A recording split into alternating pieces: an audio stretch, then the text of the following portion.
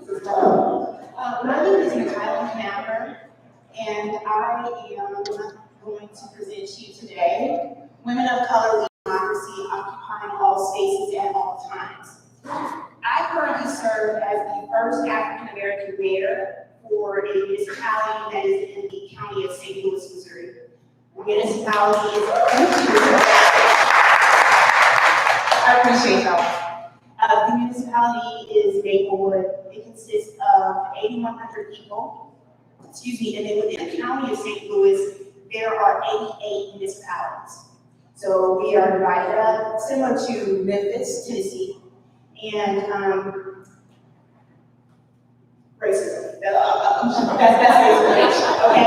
And so we started off this talk with that. I want you to know that first, I'm very grateful that you all are here. Second, at some point in this third, we are make you feel vulnerable, also feel uncomfortable. This conversation is not meant to harm. This conversation is not meant to blame. This conversation is meant to lift women of color up in democracy. So, with all of that being said, I am going to let you all know that shortly there will be a video.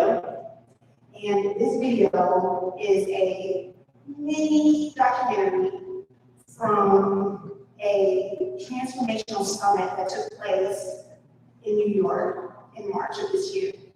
And this took place because of my partner, who could not be with us today due to family crisis. My partner in this presentation, her name is Maria Perez, and she is with Democracy Rising, and she, forgive me, she's a badass. I was talking with my partner that's going to assist me today, Chris Hughes, and I was like, I curse. Should I curse? And he was just like, it's okay. So I wouldn't say it was that. So this Women of Color Transformational Summit is the brainchild of Maria Perez. And she thought to herself, you know what, I want to make sure that democracy is more inclusive. Democracy is accessible to all. And I believe that women can be the lead in that. And so she brought a very diverse group of women of color together. We met in New York, and this video that you're about to see is just a snippet of what came out of that meeting. So Chris, would you play the video for me?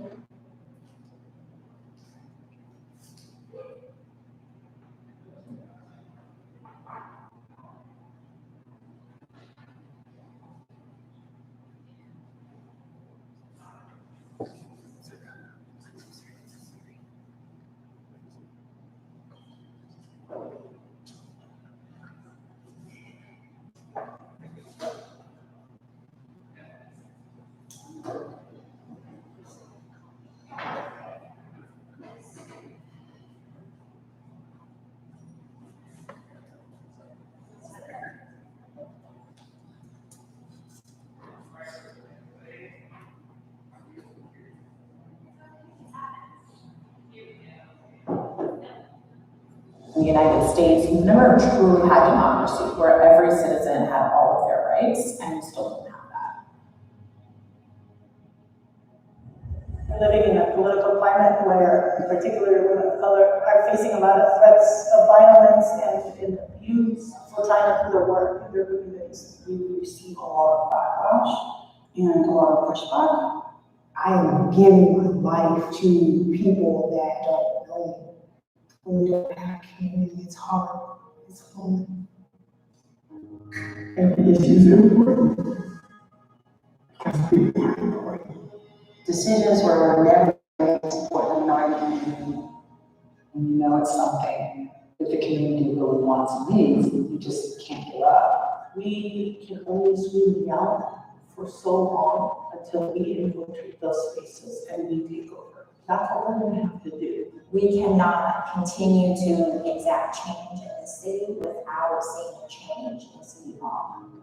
No one should die because somebody called me for help. We started at the local level and now we're going up against the state government. And we're not just trying to knock on that door, we're trying to do that. We all have a responsibility to make sure that women and children are actually safe in our community. We should live in a society where everyone has equal access to things, especially in America. It's always the women, or do we need the fights to protect communities, people, the frontline defenders of democracy everywhere? This is something our children, we will continue to fight and we will win community. It's something where the fear that you dream about, but you don't actually believe ever be reality. The space for women of color to strategize, engage, enjoy, and love, and care in order to push forward so that we can get freedom and right up people.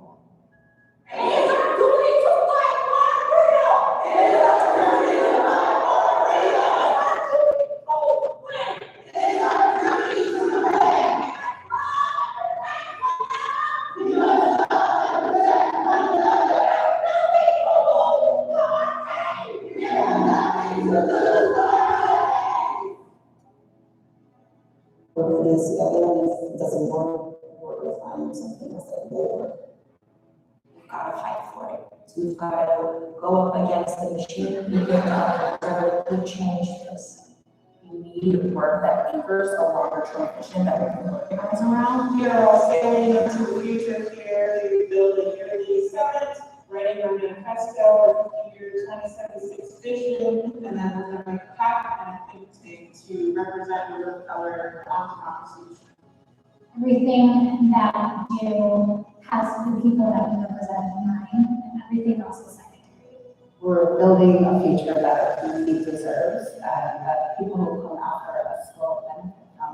What does it look like to build power and presence for the next generation? You have to be doing this because you believe in the future. Who knows better than women of color what it is to breathe and to push to give birth to something new?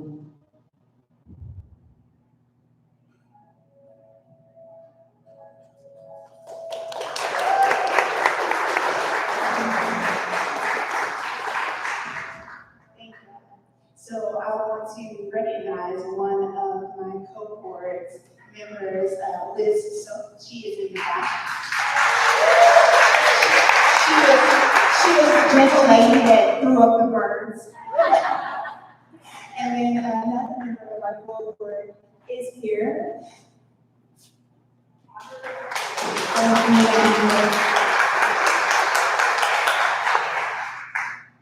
Okay, so I am going to tell you about my experience being a Black woman in leadership democracy.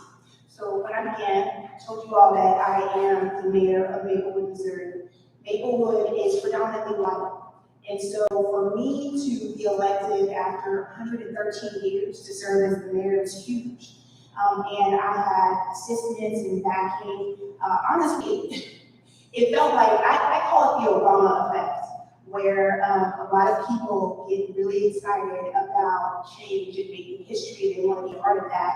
But then once that person gets into that space of leadership, all of the excitement dissipates. Everybody seems to go away. And so I had to figure out a way to have an ally, specifically 3, on council. And so when I was elected, I thought that I had allies on council. I thought that my colleagues were going to support the agenda that I had. I was wrong. And so when I thought I could count to 7, I learned I could only count to 1. Yes, it's very devastating. And so I needed to understand, okay, who was my opposition on council? Who can I sway to my side? And then who is just going to roll off so I can make sure that whoever comes next is going to support my agenda. I'm gonna tell y'all, I am an attorney, I am an administrative judge for the U.S. Department of Agriculture, and the only experience that I had with politics was maybe watching House of Cards. I couldn't get through it. It was kind of ick, you know what I mean? I couldn't get through it, so watching a few episodes of that, and then serving on school board. I did not want to be a politician. My only goal was to ensure that low-income families could stay in our school district so they could go to our great school. That's it. So when I became mayor, I was just focused on affordable housing. I thought everybody on council is focused on that. No. Many people were focused on power. And what I learned was I thought that my allies would be the white women on council, and my opposition would be the white men, and it was the reverse. And so that was shocking and jarring. Like I said, I need to be able to counsel for. So I had an incident occur where there was a power grab, and I had my white women colleagues on council reading me, if you will, because I was trying to make appointments pursuant to our charter, and they didn't like that. Thankfully, there was one man on council that was willing to talk to me after it happened, because it was so nasty the way that it was done. And I had to be stoic. I had to have a poker face. Why? Because I'm a Black woman. And if I want to get my agenda passed, and if I want to continue to have community support, I can't act a fool. Other people can, but I cannot. I cannot be seen as the angry Black woman. And so I am taking all of this tomfoolery in a public meeting, and then we move on. Thankfully, someone was just like, "You did an excellent job. I couldn't tell if you were angry at all. It was wonderful. You just kept going." Just like, oh, okay. Please believe, after I got off of that Zoom call, I was like, no. Yes, but I'm telling you all that because this is building upon what our conversation is going to be in a few minutes. So I talked with a colleague on council, a white man, and I'm telling him, I had no idea that the councilman was felt this way. They never came to me, they never spoke to me. This wasn't fair. And he agreed. Now I'm on council soon. Because he saw that I was mistreated. And he's not. He is a person that cares about fairness. Okay, great. So now we have some people that are rolling off of council for whatever reason. And I see openings coming in. Now I'm going into the community to find people that are going to run, because I need allies, I need to counsel for. I'm able to convince rather, 2 people to run for council. They come on board, now I can counsel for them. I get another person on, now I can counsel 5. At that point, winner, chicken dinner, honey, I don't care.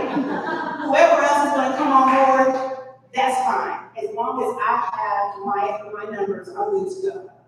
Now, let me tell you what I, as a Black woman, have done by having people that support me, having people that move hurdles out of the way for me.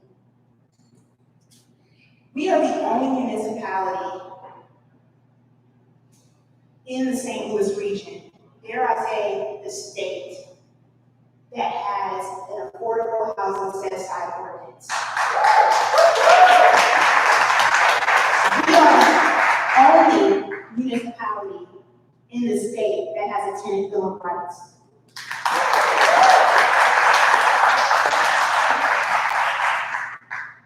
We are the only municipality whose mayor helps elders file appeals of the county assessor's real property taxes. When women who are leading democracy have the opportunity to make change, we will make change. And so what I'd like to do now is have a conversation. I'm going to ask Chris to come up front.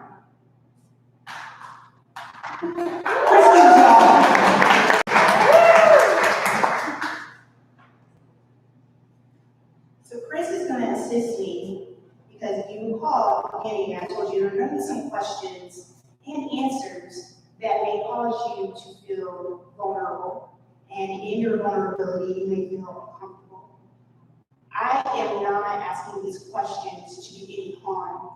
I am asking these questions to have an exchange of information, because when we leave here today, my goal is to cause you to think, what can I do to move a hurdle out of the way of a woman of color so she can lead and make change? What can I do to support a woman of color that wants to be in a space that no person of color has ever been in? To support and is inclusive for all. That is the intent. Is inclusive for all. All right, so I'm going to give this to Chris.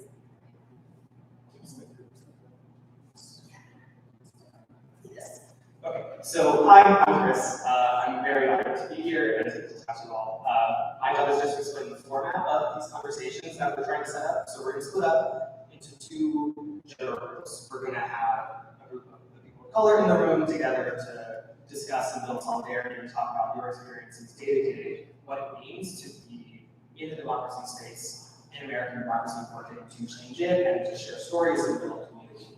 And then we're going to have a group of all white folks in the room together in conversation with me and everybody else, all the white folks, just talking about exactly what Kylie was saying, talking about how can we, as white folks who want to build a democracy that looks like the people in this room, that want to build a democracy movement that reflects American, the whole American populace, how can we help people of color build power? How can we get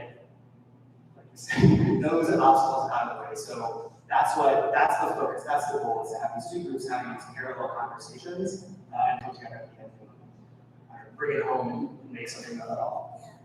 Thank you, Chris. So what I'm going to do is I'm going to ask questions, give the groups time to discuss and provide answers amongst you all, and then we're going to share out before I go to the next set of questions. All right, sounds good? Okay, so let's break up. Andrew, you want some direction?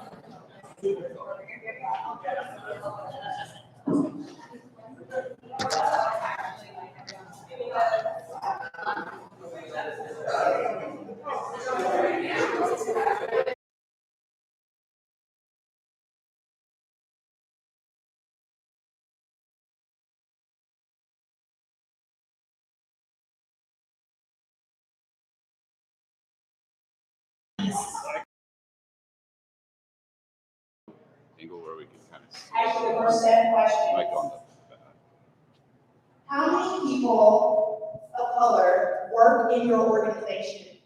How many people of color work in your organization?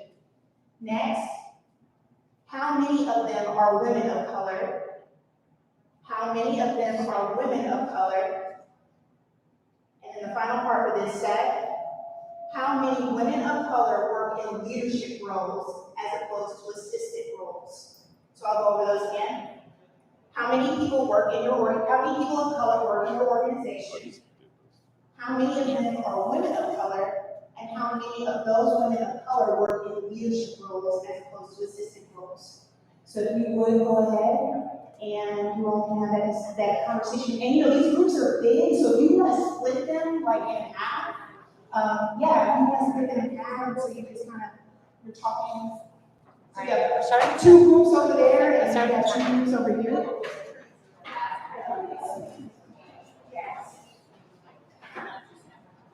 Correct.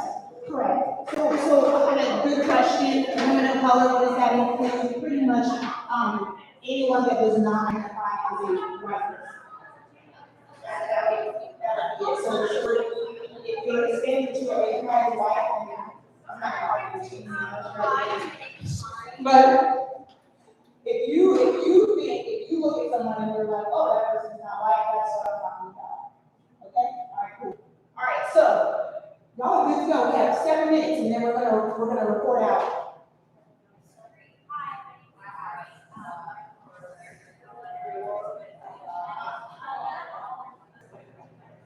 So I'm going to start.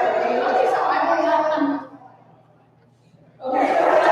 So if I can get everyone's attention, because what's going to happen now is I'm going to go to each group and I'm going to ask them to report out on their discussion. So make sure that we're mindful of our time. We're going to have 4 minutes per group. All right, now I'm just going to go over the questions again. So, how many people of color work in the organization? How many of them are women of color, and how many of those women of color work in leadership roles as opposed to assistant roles? Who would like to report out for this group? I have more than one person who like. Okay, girl, you can log us all. I got that too.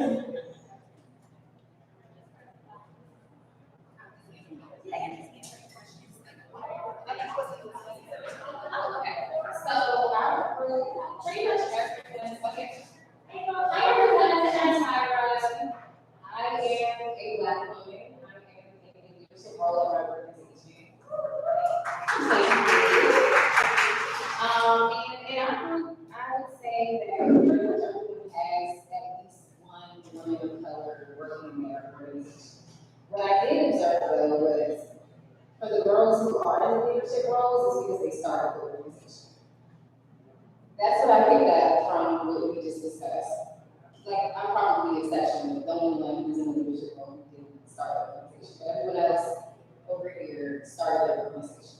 And this young lady over here let us know that one of the 2 black women in leadership at her organization just resigned, which was a really scary moment for her for obvious reasons. Would you describe? Oh, okay. But one of the black women in leadership at her organization recently resigned, and that's scary for her because we need to feel safe and protected when we have concerns or issues. A lot of times it's easier to go to someone who looks like you because you feel like, okay, they are going to understand my experience a little bit better. They're going to understand where I'm coming from. I don't have to minimize myself in a way so that I don't seem aggressive or, being too forward. I was just telling them, sorry, I don't want to go I was just telling them that when I was offered my job, my predecessor was a white woman, and I was offered $40,000 less than her when I got this position. And for me, when I found that out, I was like, okay, naturally anybody would say something, but for me, I'm just like, okay, I'm the only black person here. I don't want to make it an issue. I don't want to seem like I'm being too combative. I don't want them to get rid of me because they feel like I'm being too combative. So it was hard, but luckily my executive director, who is a white woman, she's awesome, and she listened. We had to have a hard conversation over weeks and weeks, but we ended up getting to the same middle ground because sometimes we just don't understand each other. And when I say black women's quality of life is less than a white woman's in America, it's because you guys are offering me $40,000 less than we were offering my predecessor. And so I think for us in this group, especially this lady right here, who, it's scary to not have any people who look like you around you, where you feel like you're just being fed to the wolves. So, yes, that is what I observed in our group. We had some leaders, but they started the organization. Thank you very much. All right, who would like to sit down in this group? Who's getting on the whole? You're supposed to, We did what Kyra was saying. I think in our group, what we identified is that there are varying degrees of, in terms of percentage-wise of people of color in leadership in organizations. So we we also, I want to say, had at least one person that was a woman of color in each organization, but it was in very different degrees. Unfortunately, we didn't get into more conversation than just kind of introducing ourselves and getting to that point, but we did a lot of priorities. Is there anything I'm missing? Okay, this is what volunteering looks like. We can move forward, so I cannot have. Thank you. Thank you.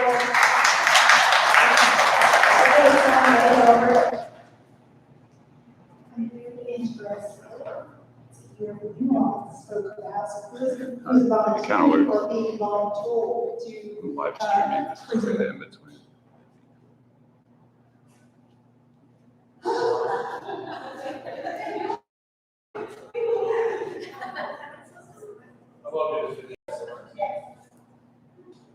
Hello. Okay, so I hope I get this right, guys.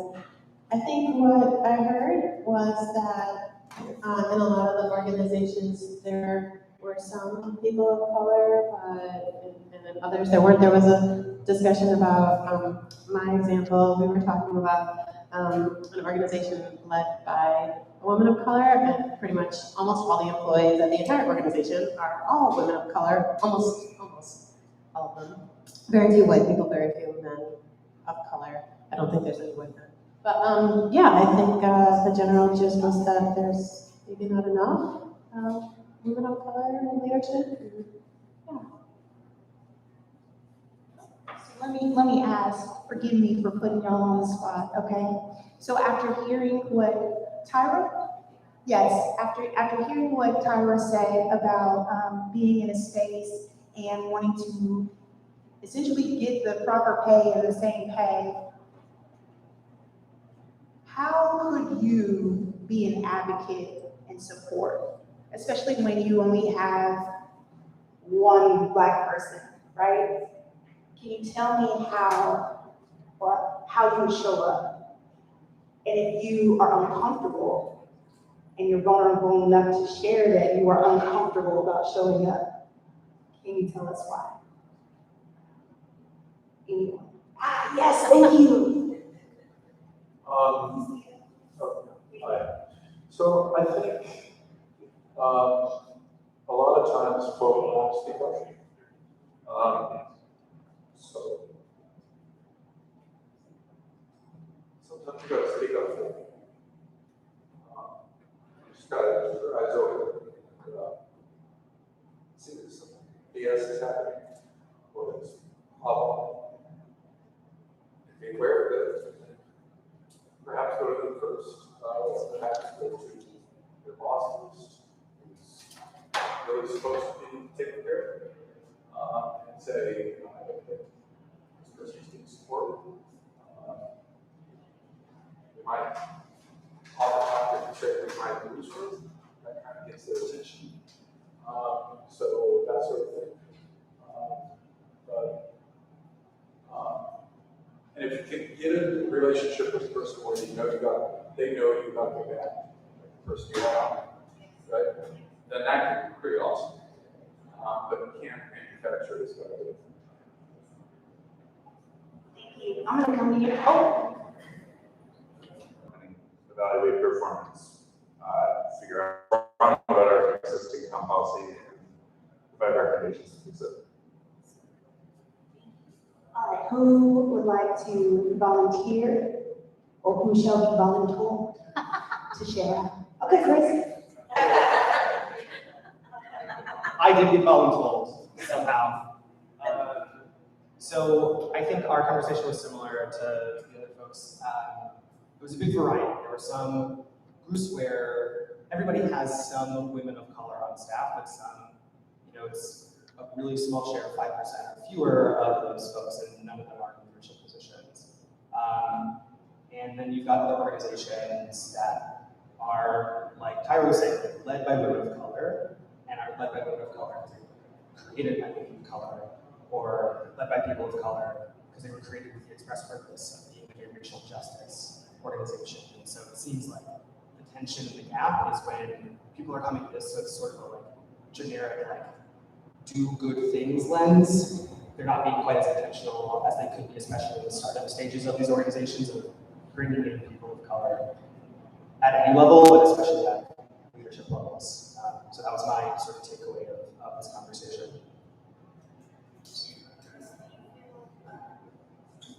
Christy, do you feel comfortable in being vulnerable in answering the question about have you facilitated or have, and if you have not, why? Yeah. Yeah, so my, sorry, what's your name? Jim, like Jim was saying, like that I try to just sort of keep it saying, like that I try to just sort of keep an eye out at all times for when I feel like conversations are happening that are cutting out people of color, women of color, when they need to be included at the table. I try to keep an eye out for it. When I feel like my colleagues, who are primarily white women, but also women of color at organizations we work with, if they are experiencing microaggressions, if they're experiencing macroaggressions, I try to watch that and stay on top of it and know when it's happening so that I can reach out and check in and see how they're feeling and see, like, I don't want to take action on someone's behalf unless I feel like I want to take action on someone's behalf, but I don't want to do it without their consent. I don't want to do it because, like, I want to save them, right? I want to check in with people of color when they're experiencing harm in the workplace and strategize with them about, like, what is my most effective use here? Where can I pitch in? Where can I sort of like disrupt this harm that you're experiencing? So that's how I try to engage with this sort of stuff.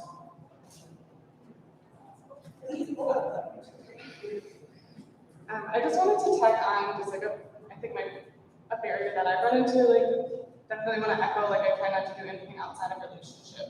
Everything needs to be done within relationship, but I know that if I am ill-equipped going into a conversation with somebody who I'm trying to communicate to, like a superior, if I am ill-equipped with facts and experiences and data, I am more likely to fail. And I think I've encountered that, and I think it's important to really know the full story going in, because I have felt gaslight on behalf of other people.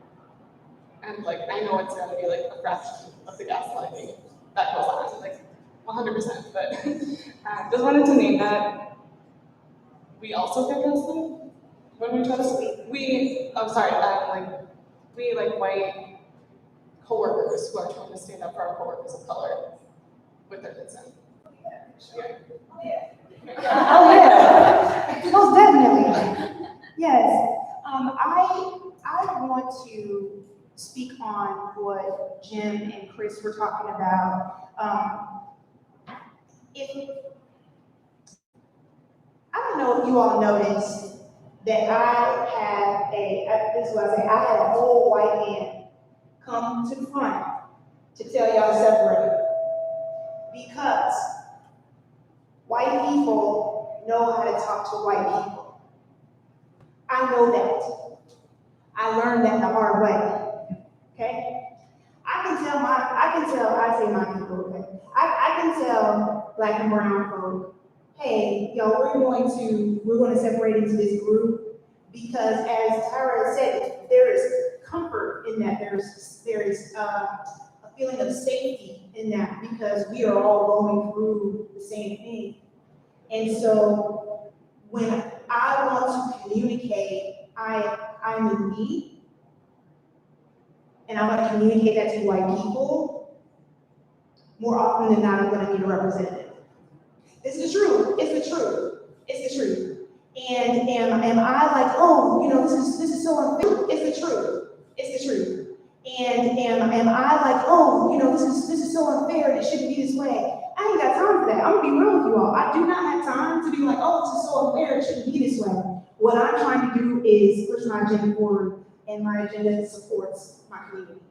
And so if I need to send a representative to get something done, then that's what I'm going to do. And I appreciate the representatives that go into the room and talk to the white people and then say, hey, you should really listen to this black woman, because what she's trying to do, it helps everyone.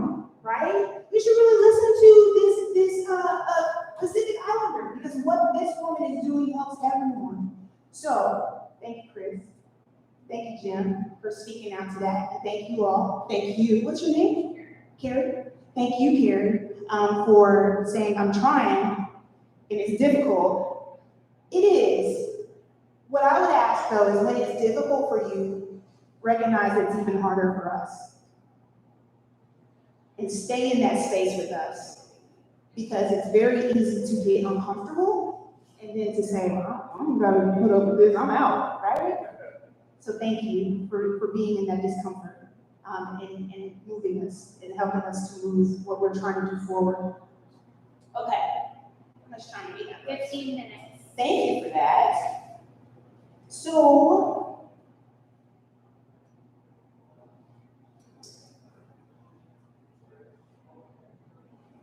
what I'm going to ask now is about comfort. For this side of the room, what would it take for you to feel comfortable in talking to a white person in leadership to assist you? Or if you are running your own business, congratulations, Paolo. If you're running your own business, what would help you to feel comfortable to talk with someone else that could assist your business or push your agenda forward? So that's the question. What would it take for you to feel comfortable? And then for this side, what would it take for you to feel comfortable in assisting a woman of color moving forward, either in the space that you're in, whatever space that you're in, moving forward and ensuring that their voice is heard? All right, so we have probably around 13 minutes. So, how many do I was saying 5, right? we have? No, we have 3:15. Yes, okay. But this will be a 5-minute conversation, so then we can go around, and this will be the last question that we have covered. All right, thank you. Let's get started.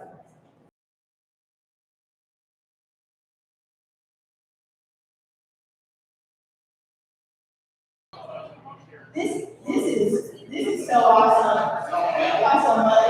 And shout out to the young folk room. Y'all babies, grown men,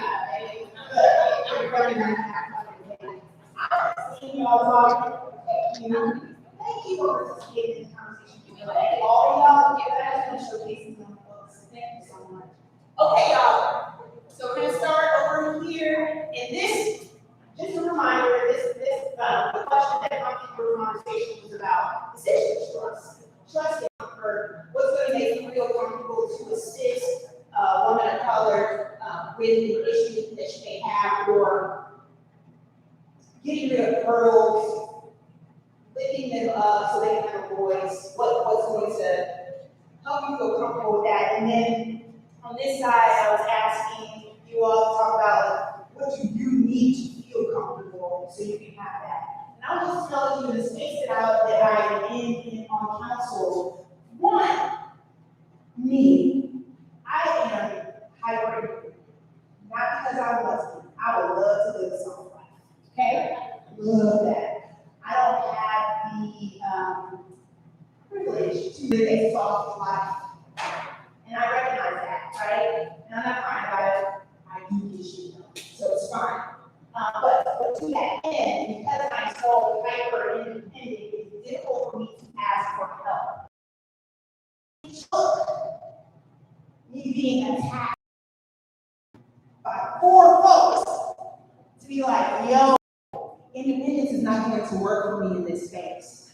I need to ask for help, right? And so I asked for help. I sent a representative, and now I have affected change for the better in my community. And so we're going to start here. I would love for that to not be the case. I don't want someone to have to be like, oh, I have really reached the depths of hell, and now I need to ask for help, right? So without having to go through trauma, what can make you feel comfortable? And then I'm going to spotlight this sister right here with your beautiful self.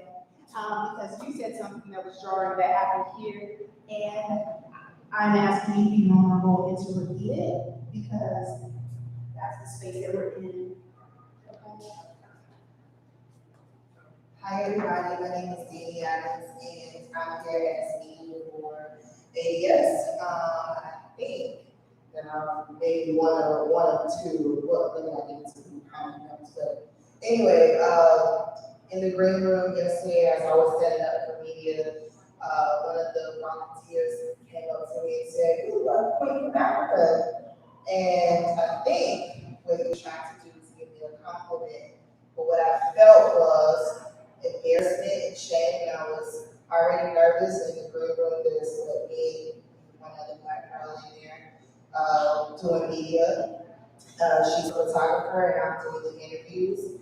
And I felt really uncomfortable, and the people that I've been working with to schedule me as media also weren't. So when I brought it to the group earlier, it's like, I don't know how to have a conversation when the team is white, and also there was no thought about putting black and brown women on the communications track to talk about communications. I think there was like one Asian woman, one Asian man that has spoken on any of the communications tracks.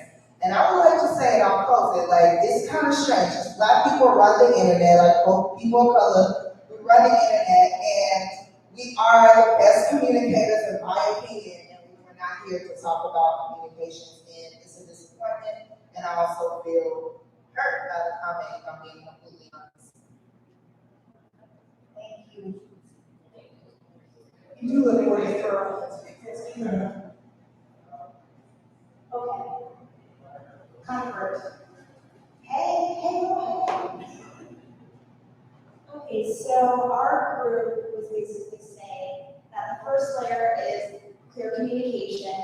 Sometimes interacting with others, especially higher up, especially if someone that's not a person of color, the conversation isn't clear. Someone was saying that they're very intentional with their words and their thoughts before coming into those conversations, and the opposite is not at all. And then there's no growth. Something else a couple people were mentioning is not having a threat to their compensation. They don't want to bring things up because they don't want to lose their job. That's also something to consider. Thank you.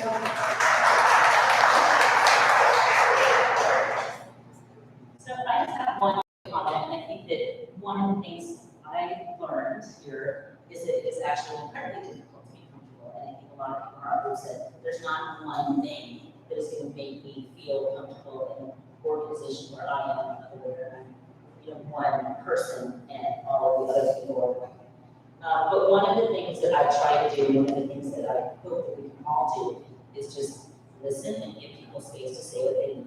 I often, when I have to bring something to someone, allies rush in to try to help. And so I say, oh, I'm feeling this. They say, oh, we'll do all this, instead of giving me the space to explain what I need, or giving me the space for them to fully understand where I'm coming from. So that's one thing that I think we all do, but especially with someone who might be other in the organization, is let them tell you the way they feel it, so that you can respond after you understand through it.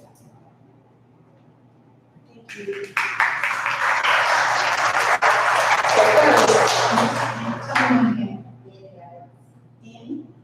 Thank you for being vulnerable and strong and saying that in this space. I wanted you to share that because I want you to hear it, right? I think that I'm sure that person thought he was giving you a compliment, but it was inappropriate.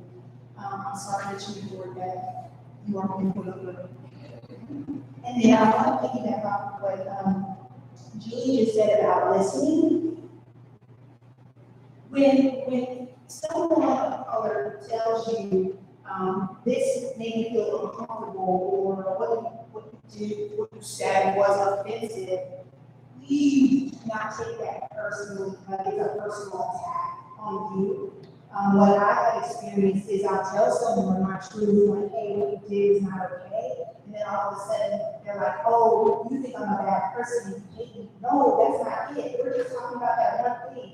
So work on the one thing and not center like this person is telling you you're just this horrible person. But just give me say, let's just work on this thing. But no, if we this is our democracy, right?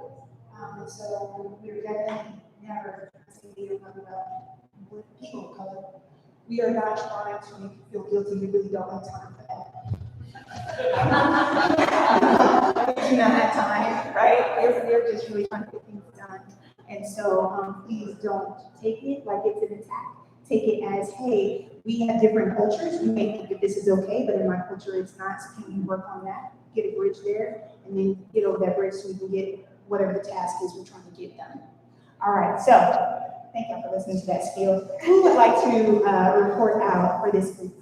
Come through, what's your name? Come on, So I am coming at this from a little bit of a different transcends to organizations, but what we talk about is being a safe zone for those people of color who are in those positions and making sure that's known. It's okay to get up if your voice shakes. It's okay to be that person that's a little bit scared of speaking up, but be that person, because that's how you put yourself into that atmosphere where those people of color can feel like they can talk to you. And we talked about knowing your power as a white person, as a white man, knowing the privilege that you have to stand behind somebody of color and listen to them. Like, you shouldn't have to get to that point where you're at ground zero before somebody comes up to you and asks, what do you need? If you need that representative, let me be that representative, right? I think that's what our role is being behind those people that want to make that change. If they can make that meaningful change, you don't have to be the leaders. And that is, I think that's really important to talk about here. Drop my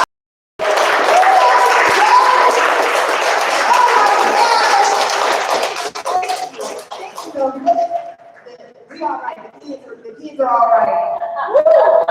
Thank y'all for real, because it's looking a little dicey out here. But knowing you're in college and you understand. Thank you. For real, thank you. Spread that, sprinkle it around. Thank you. All right. Who is volunteering? That's how you get out of the way. You're like, not today, sister. All right. Who is volunteering or being voluntold? Are you putting that person in? Don't do it. Come on, y'all. Come on. What's your name? Tracy. So some of the things we talked about were white people are afraid of mucking it up when they want to have a conversation about something that they think they've seen and they think might need to be addressed. Making sure that they are exactly what you said. When you were talking, I said, what she said it way better.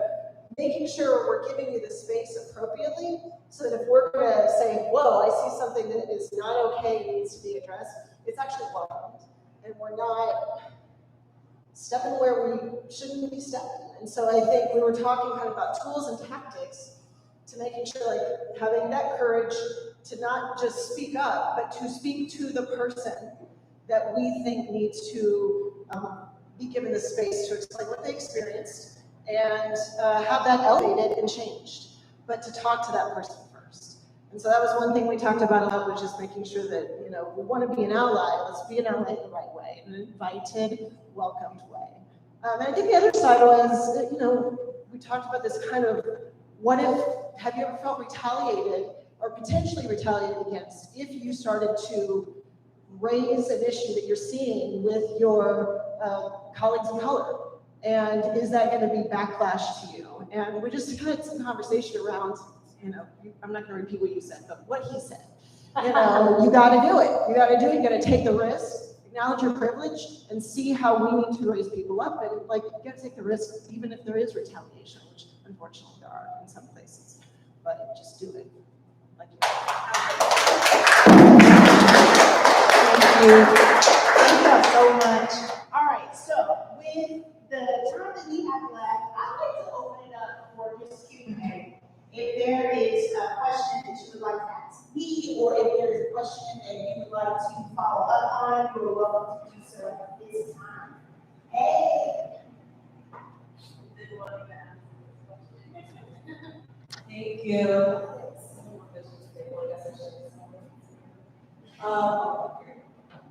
Hi everyone. Hi. So my name is Victoria, and I work for Represent Women, but I really identify with you because I'm also an elected official. I'm the second Black woman in Portland, Maine that's ever been elected.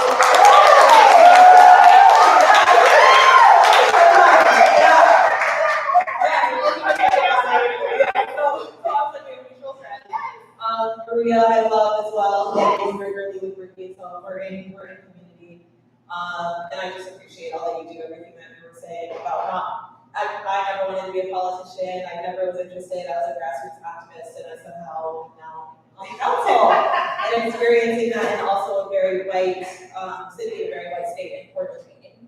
So a lot of the things you talked about were things that I personally deal with. I guess my question for this is the challenging and scary part about being a Black woman in leadership position and elected official is I speak out on a lot of white supremacy and racism that exists in my city and my state because of that. I'm significantly targeted, and this past 6 months has probably been one of the worst that I've ever had, with death threats to myself and to the people that I love. And it's difficult because I know that we need people like us in these positions to keep fighting the fight. So I guess I'm wondering for you personally how you keep moving forward, because I'm getting close to trying to figure out if I'm running for re-election or not. And part of me, you know, is I'm again, the second Black woman we've ever had. I'm currently the youngest member that's surveyed. I'm a very non-politician, so I know I'm the voice of a lot of people who tell me that. But then there's also this level of my own personal health and mental health. And I think as Black women too, it's so often to just like keep going, keep enduring, and keep fighting. And I'm wondering, how do you balance the two personally, and how do you feel like I can be in this space and I can keep moving forward, but I'm also going to be prioritizing my mental and emotional health because I'm ready for soft girl. Yeah. So I guess I'm wondering how you personally deal with being a Black woman, knowing the fact that we continue to endure, we continue to fight for our communities, and when do you feel like you can also step back and say, I need to take care of my mental and emotional health, and feel like you're not giving up for other community and letting down so many people that are, you know, shading. Thank you for that question. Okay, so I am going to be extremely vulnerable with you all. After the incident that occurred, that I shared with you, where I had colleagues on council just be wholly inappropriate at a public meeting, it was downhill from there. And I became extremely anxious. I didn't want to open emails that I would receive from those council members. I didn't want to go to a council meeting. And we were on Zoom, you know. And then, just a little side note, it's real funny how folks can act very, very hostile with you on Zoom, but when you get up on the dais, it's a whole other vibe, you know? Okay, that's just, okay, I'm sorry. That's neither here nor there. Anyways. Yeah. This cool chat. So the part I share with you all is I became extremely depressed. I became extremely anxious to the point that I had to get on antidepressant medication, and I am anti-anxiety medication just to continue to do this work. Unfortunately for me, I'm stuck as hell. That's the unfortunate part, right? Because to save myself and to put myself first means to leave that space. That's what it meant. And I didn't want to leave the space. And so I'm like, okay, if I'm not going to leave the space, but I need to help myself, what do I need to do? I need to start filling the seats. And so I had to do that work to get more allies on the council for me to get my agenda. But before that, when I didn't have the allies on the council, the community put you there. Tap into the community. Let the community know that you are being bullied. Let the community know that you are being harassed. I promise you, the people that had the intention, purpose to get out of their house, to go to the voting poll, right? They had to leave the comfort of their home to do that for you. They will be there for you when they see that you are not being treated the way that you should be treated. So if you have a little gas left in the tank, go to your community and let them know and let them rally around you, because that's how I was able to survive that time until I could start to count to 3, then 4, then 5. It was the community lifting me up and reminding me, this is just a small amount. It's very funny. I'm sure everyone in the room has experienced where you will hear all of this negative communication, and it's so loud, but the group that it's coming from is so small. So remember that. Yeah. And then look, you can reach out. All right, yay, okay, come.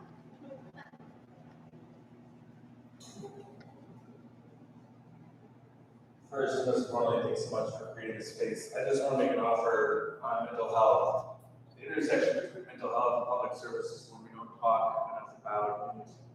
I was hospitalized earlier this year and sent me back a lot. None of our organizations are big enough to have mental health expertise. I'm working with somebody who served on the Aspen City Council, who really did a lot of housing. And if you work in Aspen and you work in housing, I recommend you. And so I worked with him, and his vision is to be able to serve people in public office like you, Victoria, who need the support on mental health. So it's really hard. We should be talking about it in our organizations. It's the intersection of race, gender, and mental health is so real. So thanks for creating space.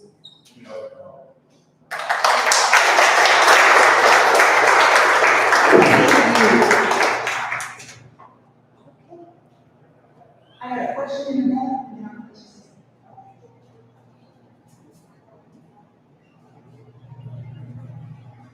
So I cut my teeth in politics as a field organizer in South County, on Main Ferry. I'm just kind of curious, really familiar with the place you're at. You so I'm working with what I call your basic white liberal woman to go down towards them. Oh, wow. Sorry. No, okay. So the question is, what is my pitch that I give to Average, typical, white people could not, might be not. what do I tell her to say when she's canvassing? Oh, no. What do you say to get rid of campus?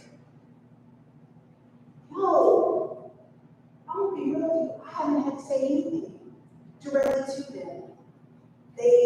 So what the work that I do is what moves them to canvas. But I haven't had to give a pitch.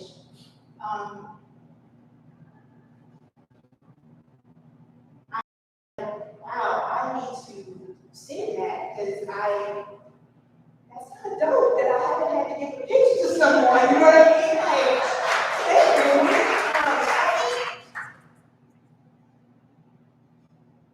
So I will say the community that I'm in, I believe that Maplewood is the most progressive municipality in the county of St. Louis. And I really stand 10 toes on that because you have white women in my community that will have reading circles and they are reading white fragility. So I think that's the reason why I don't have to give the pitch because they're like, okay, we see this woman and what she's trying to do for children. And we want that to move forward, so we're going to do whatever we need to do to support that. I am very blessed to be in the community that I'm in. Now, that's not to say that progressive folks cannot be racist, right? I will tell you that in my naivety, I thought, oh, Maplewood is so progressive, we're just in this bubble. And then I ran for mayor, and I was like, who's y'all are progressive and racist, like what's happening? But thankfully they're not the majority, right? At the end of the day, if we can agree on the progressive ideas and agenda that I'm trying to move forward, then I don't care if you don't. I don't care if you're racist, like just vote for this. Look, I will tell you all, I have said for many years, I am not about some kumbaya stuff. I am not about changing your heart and your mind. I am about changing policy. As long as I can change a policy or ordinance that is going to be enforced, we're good. We don't have to sit together and break bread and all this other extra stuff. No. If you agree that people should be treated as human beings, they should have housing, they should have the ability to get access to the internet and get access to public transportation, let's have a conversation. And let's make that policy so it's enforced. I don't have time to change hearts and minds. I got time for that. Any other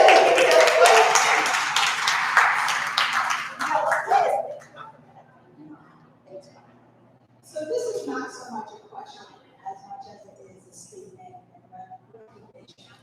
I've sat and I've listened to every single thing that's been said here.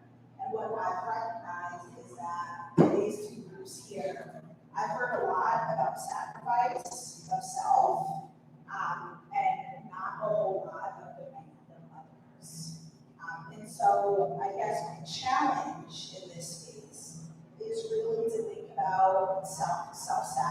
sacrifice versus that plan.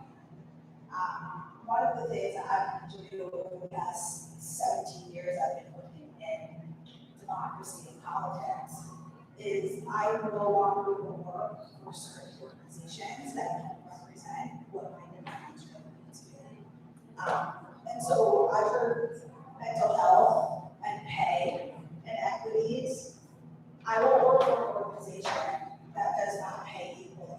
I won't work for an organization that doesn't provide healthcare across the board. And these are sacrifices that throughout the conferences I always hear Black women, minorities talking about. My challenge is to make sure that on the other side of this aisle, that those same demands are being met and that there is an ability to host some self-sacrifice. We all have that agency. And while, yeah, we all need jobs, we all want to make money, that's a great thing. But there has to be some level set of, I will not do this. I will not work for an organization that's not equal pay, I'm not working for an organization that's going to offer someone $40,000 below what the predecessor had. And so that's my challenge. But to everyone, start with